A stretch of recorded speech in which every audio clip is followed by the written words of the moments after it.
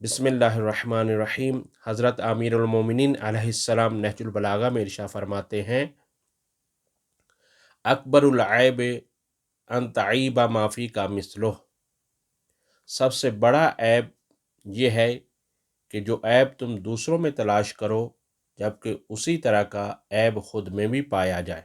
फरमान की ज़ाहिरन तफसीर कुछ यूँ बनती है कि जो शख्स दूसरों के ऐब तलाश करने में लग जाता है वो अपनी इस्लाह करने से गाफिल हो जाता है, और जो उसके लिए वाजिब था वो अपना इलाज करता, मुआलजा करता, लेकिन क्योंकि अब वो दूसरों के ऐब ज़िक्र करता फिर रहा है तो इसका नतीजा ये हुआ कि उसने वाजिब को तर्क कर दिया।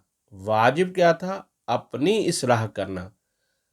तो क्योंकि अब वो अपनी इस्लाह की बजाय अब दूसरों के बारे में वो सोच रहा है तो उसने वाजिब को तर्क किया और फिर हराम का मुर्तकिब हो गया। हराम क्या है? हराम ये है कि दूसरों की ऐब जोई करना, दूसरों के ऐब तलाश करना, दूसरों के ऐब को ज़िक्र करना, ये हराम है।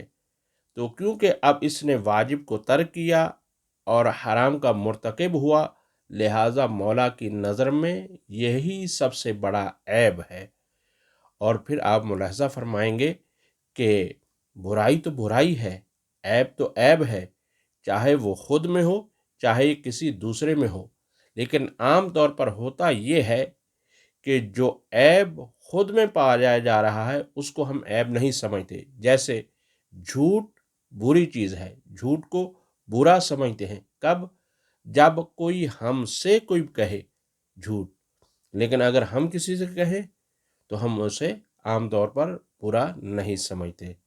बस परवरदिगार आलम से दुआ करते हैं कि रब्बे ज़ुल जलाल हमें खुद अपनी इस्लाह करने और अपने ऐब को तलाश करने की तौफीक ख़ास अता फरमाए, ताकि हम अपनी इस्लाह करें फिर दूसरों की इस्लाह करें। वसल्लल्लाहु अला मुहम्मद व आल मुहम्मद।